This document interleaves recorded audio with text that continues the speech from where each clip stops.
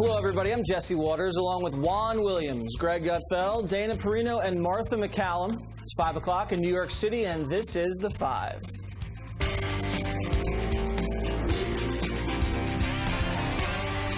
A major hour of breaking news. President Trump facing a pivotal moment in his bid for re-election. Plus, Joe Biden with his fiercest attacks yet on Donald Trump. We'll tell you just what Biden said in just a minute. But first, tonight is the night. Just hours from now, President Trump will speak at the Republican National Convention and accept his party's nomination for president. Will he make his case for 4 more years and is expected to pick up where Mike Pence left off in attacking Joe Biden? Here's the VP last night. Joe Biden would be nothing more than a Trojan horse for the radical left. Last week, Joe Biden said democracy's on the ballot. And the truth is, our economic recovery is on the ballot. Law and order are on the ballot. The hard truth is, you won't be safe in Joe Biden's America. And we have an excerpt from the president's speech tonight. Quote, "We have spent the past 4 years reversing the damage Joe Biden inflicted over the last 47 years. All right, Martha MacCallum, what's the buzz with Mike Pence's speech, and what do you expect from the president tonight? Well, we're hearing that over the course of this week, the president has sharpened his dialogue and his rhetoric in this speech, adding to it. I think it's going to be a fairly lengthy speech that you're going to hear from the president tonight, and he will be doing it in his own backyard. This has been a very unconventional convention, as we've talked about many times. It was originally supposed to be in Charlotte, then in Jacksonville, and it seems like the president, once those two states fell through, they sort of just embraced the whole idea of taking advantage of the bully pulpit and, Fort McHenry last night, the White House tonight. So anybody who is, concerned about the Hatch Act, which has been raised, and there's even discussion about an investigation, they clearly believe that they're on good legal standing, and they have, sort of gone whole hog at using this backdrop to its fullest extent. And I think you're going to see a big, big show tonight, Jesse. Yeah, I think, Dana, the Republicans very pleased with not only what Mike Pence said, but how it looked, because that was a lot different than a lot of the visuals that we saw during the DNC. What does the president need to say tonight, and how does he attack Biden and also defend his record and lay out a vision? Well, that would take a long speech, and that's what you might get tonight, as Martha said. I loved the line that you read in the intro, Jesse, that it took us 4 years to dismantle what when Biden has been doing for 47 years. What that does, it robs Biden from the opportunity to call this a change election, because that's what you want to do when you are looking to upset an incumbent. Incumbents are very hard to beat. Part of the reason, as Martha just pointed out, you have the trappings of the White House. Now, that is the people's house.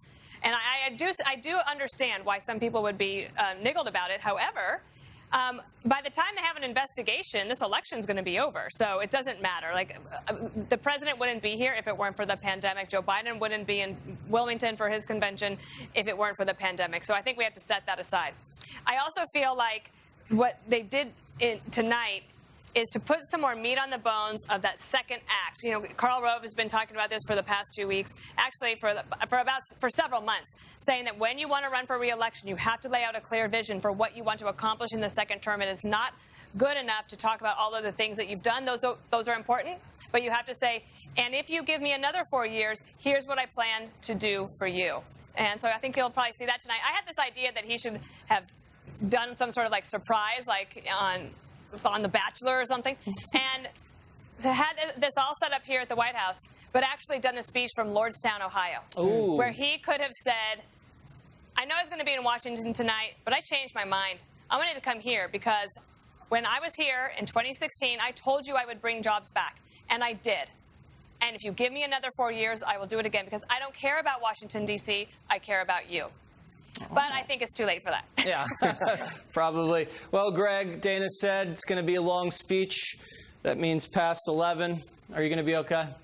I don't know how I'm going to handle it. I hear it's a confident speech, so confident he pre-recorded it in 2014. Had it in the can in case he decided to run in 2016, so he didn't have to worry about it.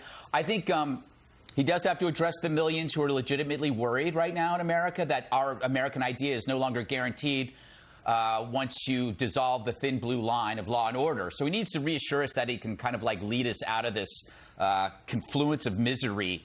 And no matter what he says, the media is going to eviscerate him. So there's no need to make the media feel comfortable or even good about the next 4 years. So you got to present an upbeat future to America that is safe and secure, free from anxiety and anarchy and mobs and cancel culture. But I want to talk about last night real quick. Sure. No one's mentioned the great Sister Byrne. I think when she came on, millions of Catholics experienced the simultaneous memories of a ruler whacked on their knuckles in grade school for holding your pencil wrong. But she was great. I mean, here's a woman, 30 years in the military. She's a doctor and a surgeon in Afghanistan and Egypt. She served the poor in Haiti, Iraq, Sudan. I mean, she truly is the voice of the voiceless. And you see none of that at the DNC. And I dare anyone to question that person's compassion when she speaks about abortion and the right to life. I mean, how many millions of lives are snuffed out? And there ain't no riot for that. So I just, it's interesting. It's just like Republicans create a lot of tough customers. And she's a tough customer. And you think about those other guys, Burgess Owens, Jack Brewer, and that's a great name, Jack Brewer, and Herschel Walker. There's just some tough people. And so when you turn and watch the Republicans, you go like, okay, these are the adults. These are the people that'll shut down the idiocy. And I think that's a really good, strong message. Juan, I know you disagree with that, but looking back to last night, was there anything that you, Juan Williams, did any tingle go down your leg? Did your heart start fluttering? Was there one moment that even you could say, wow, that was good stuff? Well, I think the people who produced The Apprentice and had a hand in producing this did a fine job. So when I was looking at it, I thought, boy, look at that setting. How glorious. Fort McHenry. It's Baltimore, so I had to think, oh, where's the rat-infested site? But, I thought they did a really good job of the setting. I thought it was pretty good. Now, for tonight, Jesse, I think we know what's coming. Trump is going to bash Biden. That's been the whole theme of this convention, is to make Biden equally unattractive, maybe more unattractive than Trump is to the voters, so that Trump can win the election. But the problem has been, even today, the news. The news just keeps going on. I know my baseball team's not playing tonight. Why? Because they're protesting. The NBA is protesting. Major League Soccer, the WNBA. Trump is the incumbent in a nation that's hurting in terms of the virus, in terms of the economy, in terms of racial unrest. And even today, Kellyanne Conway on Fox and Friends says, oh, you know what? All this chaos and anarchy is good for the Trump campaign. Wow. So tonight, is Trump going to condemn that kind of statement? Is he going to condemn vigilante militia violence in which a 17-year-old brings a gun and kills two protesters? Will he praise Black Lives Matter? Will he say the name Jacob Blake, who was killed, shot 7 times in the back? Will he say that right-wing provocateurs should not use violence to try to undermine racial justice protests? That's what I want to hear. All right, well, I don't think that's exactly what Kellyanne Conway said, and if you're watching at home, you can go online and see for yourself what the transcript actually said. Coming up, Joe Biden tearing into Trump ahead of the president's RNC speech. We'll show you next. Jesse's girl. How did I get that as my intro music? What's going on here? Joe Biden unleashing on President Trump today as Democrats worry about his campaign strategy. Some in the party fear the former VP is not doing enough to counter-program President Trump. Biden may have alleviated some of those concerns with these attacks on the president. The problem we have right now is we're in Donald Trump's America. He's rooting for more violence, not less, and it's clear about that. And what's he doing? He's kept pouring gasoline on the fire. COVID is out of control. He's doing very little to be. He's not prepared. He didn't prepare for it. He hasn't responded to it. And he continues to be in a position where he does nothing to deal with it. We created more jobs in the last 3 years than he's created so far. Everything he's inherited, he's screwed up. There's no rationale. This guy doesn't believe in science, or at least if he heard it, he doesn't understand it. And vice presidential nominee Senator Kamala Harris going after President Trump in a pre-rebuttal to his convention speech tonight. Watch this. Donald Trump's incompetence is nothing new. A pandemic is unforgiving. If you get it wrong at the beginning, the consequences are catastrophic. He got it wrong from the beginning. And then he got it wrong again and again. Martha, Vice President Biden spoke today, as you just saw. One of the things he said, spoke about COVID. He said, talk about safety. The biggest safety issue in America is people dying of COVID. What did you think of that?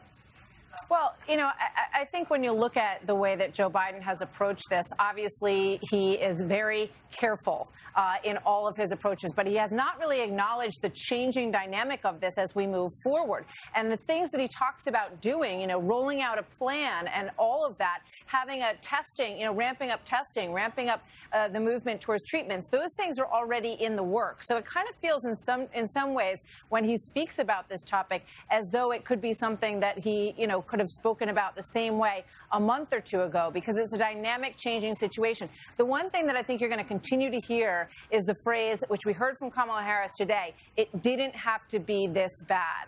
That's the convincing factor. If you can convince people that it didn't have to be this bad, that the president mishandled it, that this isn't just, you know, one of those big historic issues that a president has to wrestle with and do the best he can, and that bad things happen because of the nature of this virus, that's troublesome for President Trump. And so he's going to have to continue to push back on that in his campaign. But that's the line that we heard from Bill Clinton, initiated the line, and we've heard it several times over the course of the last 7 or 8 days. It didn't have to be this bad. Look for them to continue to press that every opportunity they get.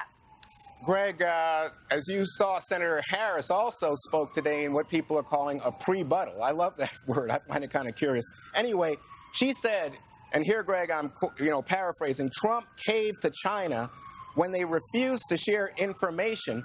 He even praised their transparency. So what do you think? Is that an effective line of attack coming from the Democrats?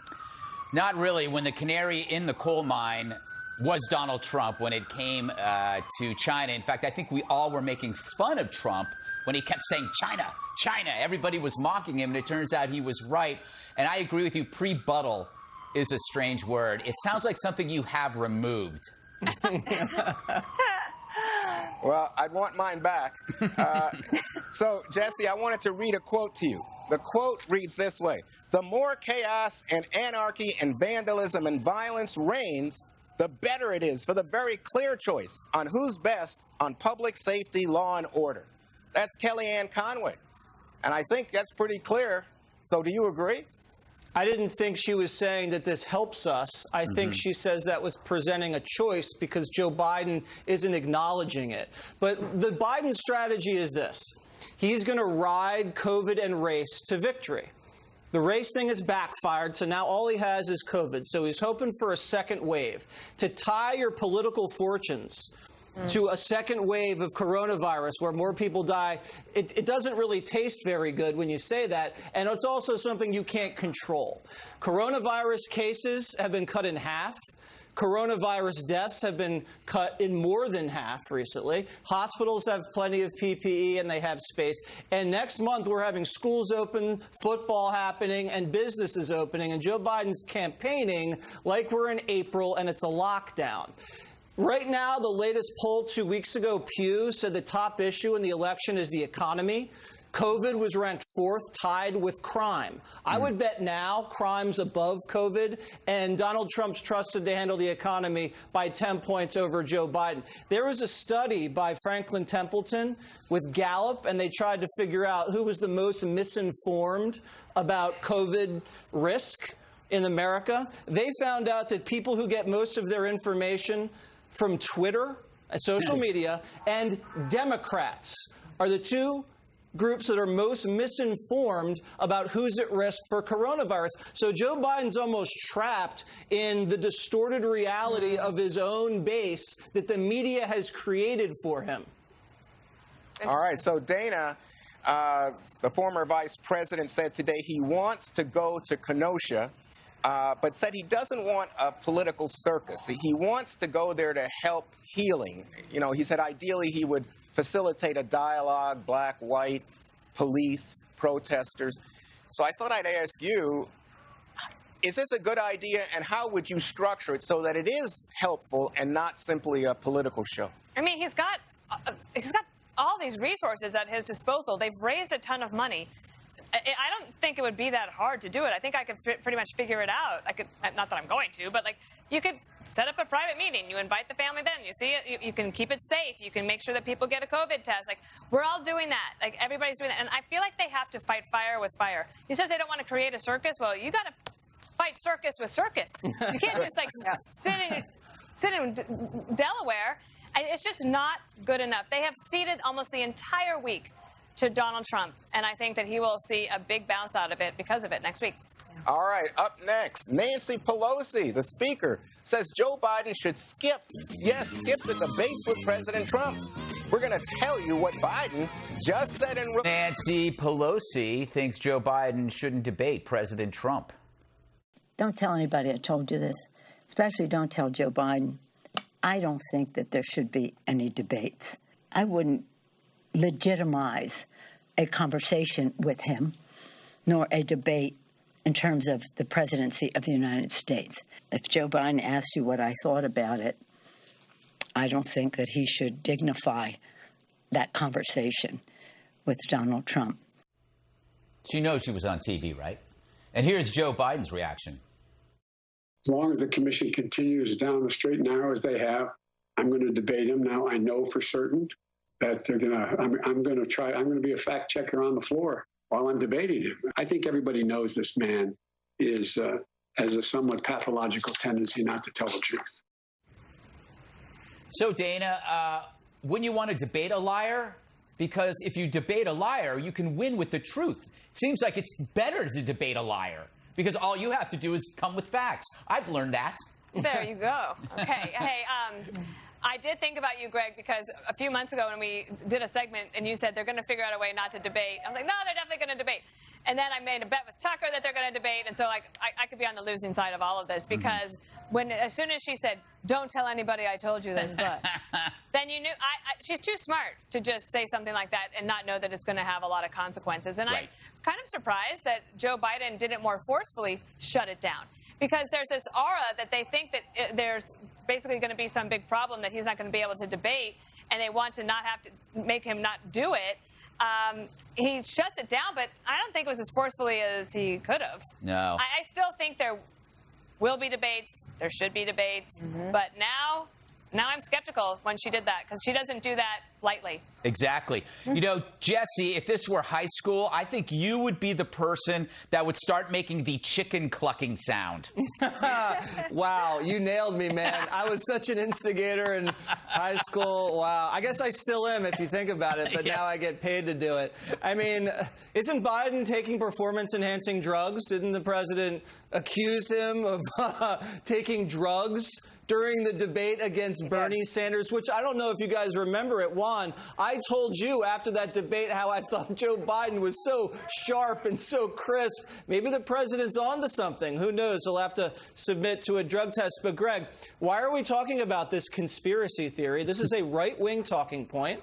I mean, only Nancy Pelosi, Joe Lockhart, Thomas Friedman, and about a dozen Democratic strategists have raised this issue about Biden ducking. Here's what I found funny. A guy tweeted this.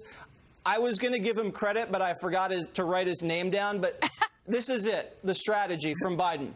Don't debate. Don't leave the basement. Don't concede the election. How arrogant do you have to be to think that's going to work?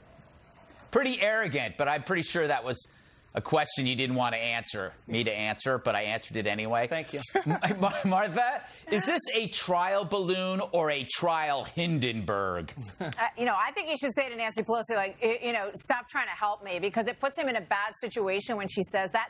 I believe there absolutely have to be debates. I think that he absolutely cannot go on with this strategy. He was in the basement. I noticed now he's moved up to the first floor. There's light coming in the windows. He's now in front of a fireplace. I think he's at a different home of his in Maryland at this point. But he really needs to get out. Now there's a discussion from the commission, the debate commission, and President Trump brought this up, that they need to have a debate before early voting starts in 22 days. So there is a suggestion, and they're trying to get the Biden team to get on board on this, that they should do one before that and have 4 debates. The American people deserve to see these 2 individuals debate. Nancy Pelosi looks a little bit panicked when she talks about this, and I wonder what she is so worried about. Joe Biden seems to feel like he can get out there and do it. And yes, he had a great debate against Bernie Sanders. So I guess whatever he ate that day, he should repeat that and try to get back out there and do it again. Yeah. So, Juan, Nancy Pelosi is arguably the most powerful Democrat, right? Yep. And so this is not some kind of off the cuff situation. It's kind of a serious deal what she said. I don't take it that way, but I thought it was a suggestion. I mean, like President Trump produces headlines. What Jesse just said to us about how he said that, maybe Biden's taking drugs. It produced headlines. But again, I don't take it that seriously. I just think that's the kind of nasty slash that comes from Donald Trump towards his opponent. But I mean, remember, first he said that Biden was a doddering old man. He was losing his mental capacity. That's not even Donald Trump talking. He's just a puppet. Remember all that? And next, I imagine he's going to say something that you might like, Greg. He's going to say, oh, he's actually a robot. He's got computer chips in his head. That's not Joe Biden. This is just way he goes about business. Can't disprove that one. Oh, okay. Well, you got me there. You got me there. So we got to open him up. We got to open him up. See. I think Trump must be very nervous. I think Trump's the one that's nervous here. That's why Nancy Pelosi hang on, because he knows. Hang on, because he's suggesting drugs and all this other, and Biden's, mentally weak. He's the one that knows that everybody is going to fact check all the claims and outrageous things he says. So Pelosi then you should love that. Nancy should love that. But you know what? I think he should bother. I agree with everybody. Let's have a debate. We don't need extra debates, but let's have the 3 debates. Juan, you know what else I heard? I heard Joe Biden's going to stand on a box during the debate. He's going to borrow Mini Mike's little box under the lectern. Nothing wrong with that. And Trump wants to be standing for all the debates. No sitting. I think that what Nancy Pelosi is doing is she's providing cover for Joe to escape the wrath of Trump. They know he's going to get destroyed in the debate, and this is actually a kind of a logical argument against it. Like, we shouldn't have to debate an immoral character. We don't need to. We're above that. That's going to be their argument. I don't think. I think she's saying to the press, you guys better do your job. Like this convention, so many false statements. Go out and actually do your job and call Trump on his lies. Like they did under Obama. That's what the debate process is for. Coming up, the DOJ taking aim at blue states over their disastrous nursing home policies that cost thousands of lives. The DOJ demanding answers from 4 Democratic governors over how they handled COVID-19 outbreaks in nursing homes. The Fed asking for information from New York, New Jersey, Pennsylvania, and Michigan after thousands of elderly Americans died. Governor Andrew Cuomo blasting the move as politically motivated. He claims that his state did what Florida is doing now.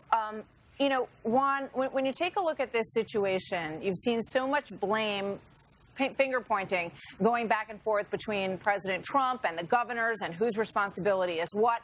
But the bottom line is that I live in New Jersey and I know what their policy was. New York did the same thing. Basically, when people were sent back out from hospitals, and in some cases, those people were sent back to the nursing homes because they had DNRs, they had do not resuscitate, and they sent them back to the nursing home. They said, and the governor said they weren't allowed to test that person or to say to the rest of the population that this person coming back in has COVID.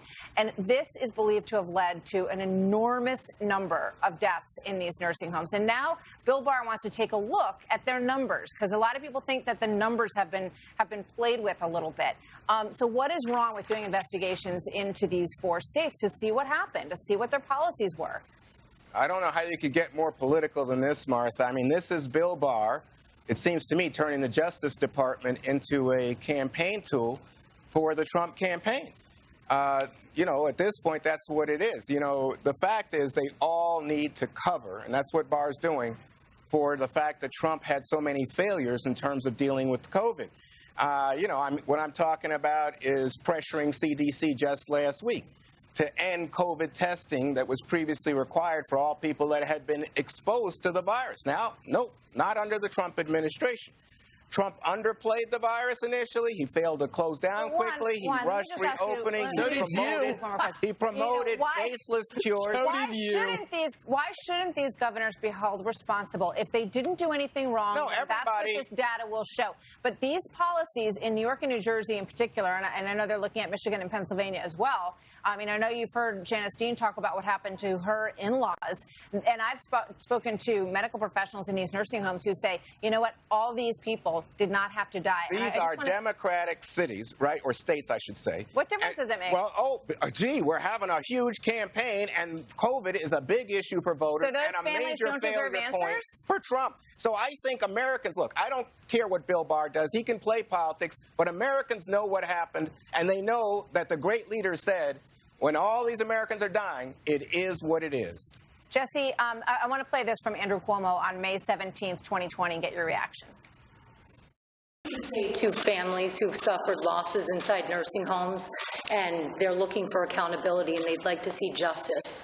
How do we get justice for those families who had 139 deaths? What is justice? Who can we prosecute for those deaths? Nobody. Older people, vulnerable people, are going to die from this virus. And that is a fact. And that is not going to change. He got a lot of heat for that statement, Jesse, and now he's writing a book about how successful he was at handling this in New York. And I guess this news is not good for book sales. If he was so successful, why wouldn't he want to show everybody how successful he was? Juan says Cuomo did a bang-up job. Hey, show the country what a bang-up job you did. Show how everything you did worked. Doesn't make any sense. This was like a medical 9/11. It's regular 9/11. They had a commission. They looked into everything. Where did it go wrong? What happened? We need some accountability so this can't happen again. Juan doesn't want to get to the truth. He doesn't want to know the facts. That's fine. I want to know. And you know what? If it was a Republican governor, let's look into what they did, too, because then we can find out what works in case, God forbid, this happens again. I have a family member who runs a series of nursing homes in New Jersey. And a little while back, I said, you know, how many patients did you have die from COVID-19? And he looked at me and I said, 0. I said, how is that possible? He said, I did not let one infected patient come into any of my nursing homes. He had very strict protocol, wouldn't let anybody come in that had tested positive, and saved a lot of lives. There was no mandate forcing COVID patients. Listen, this was not the Trump administration telling Cuomo and these governors, accept patients. This was a state deal, and they blew it. Let's be accountable. And you know what, Greg, we all saw the Comfort parked on the Hudson River. We saw the Javits Center built out with all of those beds. And Governor Cuomo, as far as I can find, never requested to spread those nursing home patients out so that they wouldn't be infecting other people in those places that were not full. Yeah, and there's an interesting trend. The Democrats don't get concerned over an issue until they can see it benefiting them. So they actually played down COVID. The CNN did, Washington Post, Cuomo, de Blasio. Certain people here did that. You had the ship. They didn't want to use the ship because then that would make Trump look good, right? So they shipped the patients over to the rest homes. The sheer number of death from that is breathtaking. New Jersey and New York, the last time I checked, was about 80% the death count of all Republican states combined. And a lot of that was sparked by the rest home deaths, which are in the thousands. I think it's like 6,000, 7,000. But the trend here is the Democrats didn't care about COVID until they thought it could be used as a weapon. The same exact way. They didn't care about the riots. They didn't care about the violence. They didn't care about CHOP. Portland, Seattle, Atlanta, New York City, the shootings in Chicago. They didn't care about the violence up until 48 hours ago when they could use it politically. So save that lecture about politics. If you had nothing to say about the disease way back when, you're still at the kids' table, and the same thing goes with the violence. Dana? Well, Andrew Cuomo will not be able to shut down this investigation, as he did into an investigation about corruption when he took over as governor. I also would say this. We've talked a lot this past 2 weeks about empathy and who has it. I actually think this is quite empathetic. It's empathy with a hammer, meaning that you can basically have the Attorney General say, let's look into it. To Jesse's point, part of the reason you do these investigations is to make sure it never happens again. And many of these nursing home patients had an average additional years of 8 to 10 years.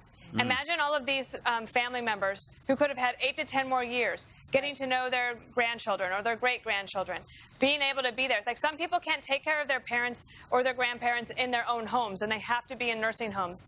We have to do a better job of taking care of our elderly people, and I think this is quite empathetic. Yeah, it brings to mind the line that I talked about before. It didn't have to be this bad. And it didn't have to be that bad in those nursing homes, is what we're learning. All right, coming up ahead, President Trump getting ready for his big night. We're going to tell you more about what is expected this evening on the South Lawn. We'll be there. Coming up next. A major moment for President Trump tonight as he looks to win 4 more years in the White House. Just hours from now, he will deliver his highly anticipated RNC speech. The president expected to go after Biden's, quote, extreme agenda and much more. Want to get final thoughts and predictions? Greg, let's start with you. I'm predicting I'm going to order a steak from the Bowery Meat Company, which brings me to a point that I wanted to bring up in the last segment, which is that if we don't allow these restaurants to reopen inside, you're going to lose half of them, which in New York alone is 15,000 restaurants. And what happens, which I predicted 3 months ago, the more boarded up and closed businesses reduce pedestrian traffic and turn neighborhoods into criminal free-for-alls. We've seen a 280% increase in robberies in one Upper East Side neighborhood. So people are getting shot in broad daylight, and this is directly, I think, related to the reduced traffic in streets. If you open up the restaurants, crime will go down. That's a prediction that I'm making here. I'm not condoning it. I'm predicting it. I ate in a restaurant for the first time, like inside the restaurant for the first time since February on this trip here in D.C., and it seemed safe. Everybody's doing the right thing, so good point. Jesse Waters, what do you predict? Well, it's going to be a great speech. I wrote it yesterday and faxed it to the White House this morning. I don't want to give too much away, but like Greg, I want to go back to the last segment, and I want to do a Dana impersonation. Did you guys read Karl Rove's op-ed in the Wall Street Journal? The left's COVID memory hole? Juan, you got to read this thing. This just lists. Have you read it? Yeah. Okay. So it lists all of the things that the Biden team said about COVID in January, February, March, and April. It's going to go away. It's not serious. You don't need to panic and go get a mask. The warm weather will wash it through. I mean, like they were against the European travel ban, the China travel ban, to come out and say that if only Trump had listened to Joe. I mean, it's pretty funny. Juan Williams, you want to answer that or give a prediction for tonight? Well, I think tonight we're going to have great fireworks. I look forward to that. We're going to be perched up here, and so I get to see it. I think it's going to the finale of the convention will be like fireworks, creating your own reality TV show fantasy. So explosive lies about Trump's record, about Joe Biden as a commie and all that. So make America great again, again, again. Who's buying this stuff? A lot. Martha?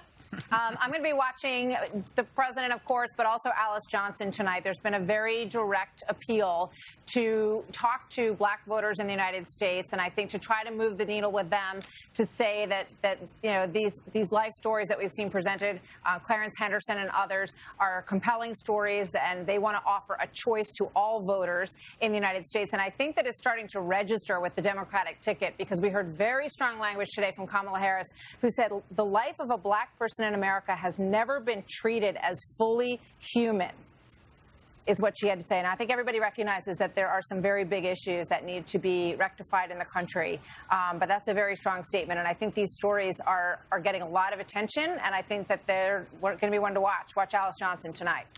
I predict the rain will hold off. Good. I like that one. Tonight. All right, one more thing is up next.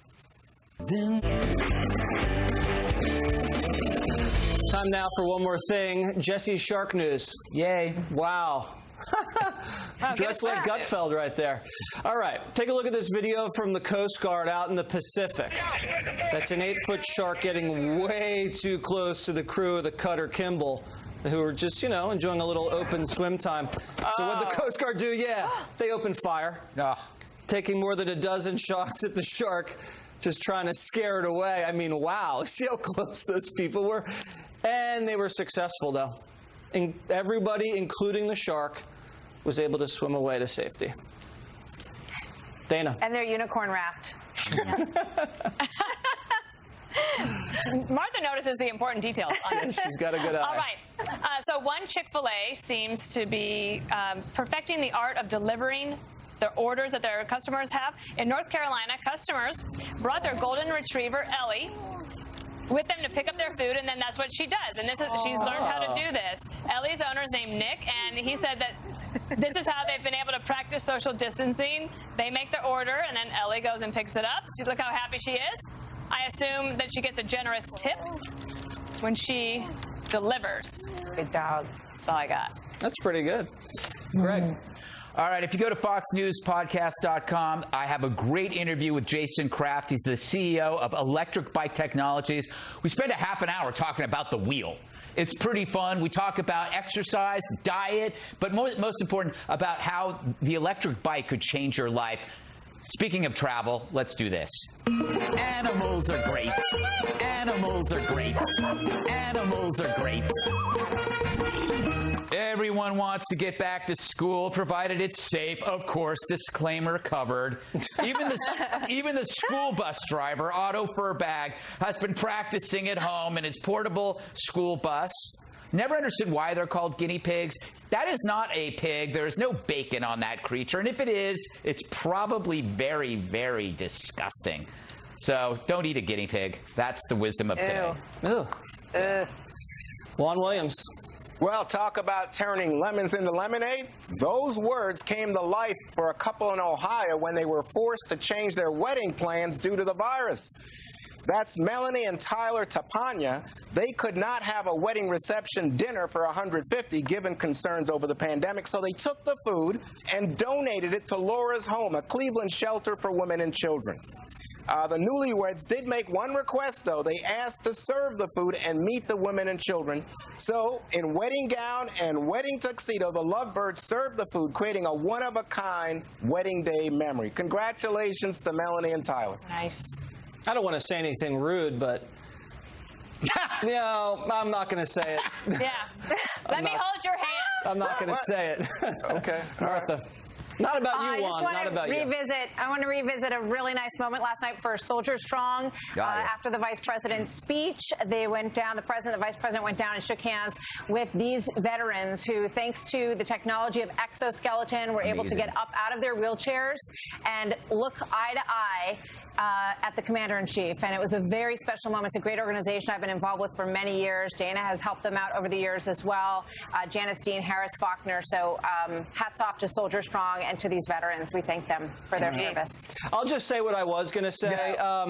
Why would you wear your mask for your official wedding photo? I mean, really? That's not what you were going to say. Glad I said it. That's not what you were going to say. Glad I said it. And congratulations to the beautiful couple. That's it for us. We're going to hand it over to Brett Baer for special coverage of the Republican National Convention. Brett. At least you got the dismount. Thanks, Jesse. Good evening.